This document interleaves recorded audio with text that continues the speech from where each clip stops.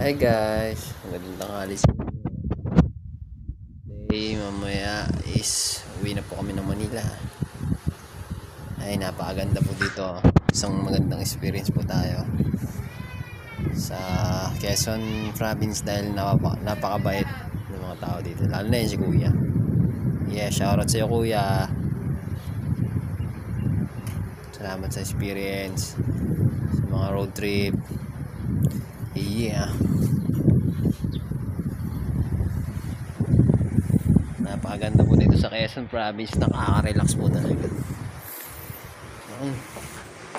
Back to Manila. Yung yeah. Wow. Sheesh. Yan.